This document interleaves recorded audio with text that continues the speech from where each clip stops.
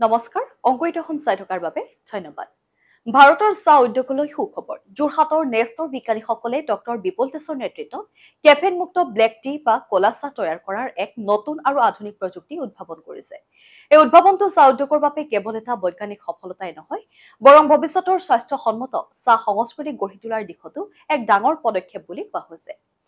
সাধাৰণতে চাহত কেফেইন নামৰ এটা উপাদান থাকে, যি বহু লোকৰ বাবে উপকাৰী হলেও কিছুমান মানুহৰ ক্ষেত্ৰত অনিদ্ৰা, হৃদস্পন্দন বেছি হোৱা বা অন্যান্য স্বাস্থ্যজনিত অসুবিধাৰ কাৰণ হ'ব পাৰে।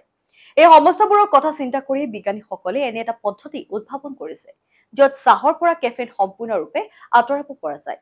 কিন্তু চাহৰ প্ৰাকৃতিক গুণ, আচল সোৱাদ, সুগন্ধি আৰু ৰং একেবাৰে নষ্ট নহয়। এই প্ৰযুক্তিৰ আটাইতকৈ বিশেষ দিশটো হ'ল ই কোনো ক্ষতিকাৰক ৰাসায়নিক দ্ৰব্য ব্যৱহাৰ নকৰে। অৰ্থাৎ কেফেইন আঁতৰোৱাৰ প্ৰক্ৰিয়াটো সম্পূৰ্ণৰূপে সুৰক্ষিত, পৰিৱেশ অনুকূল আৰু স্বাস্থ্যৰ বাবে নিৰাপদ।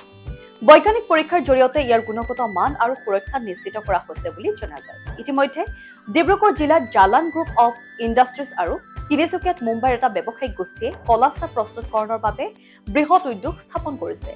এই বৰ্ষৰ শেষলৈ কলা চাহ বজাৰত উপলব্ধ হ'ব বুলি নেষ্টৰ বিজ্ঞানীসকলে জানিবলৈ দিয়ে। বজাৰত আহিলে এই স্বাস্থ্য সচেতন গ্ৰাহকৰ মাজত বিশেষ জনপ্ৰিয়তা লাভ কৰিব পাৰে, কাৰণ এতিয়া মানুহে চাহৰ সোৱাদ উপভোগ কৰিব পাৰিব, কিন্তু কেফেইনৰ চিন্তা নকৰাকৈ। এই উদ্ভাৱনে ভাৰতৰ চাহ উদ্যোগক আন্তঃৰাষ্ট্ৰীয় বজাৰত আৰু অধিক শক্তিশালী কৰি তুলিব বুলি বিশেষজ্ঞসকলে বিশ্বাস কৰে।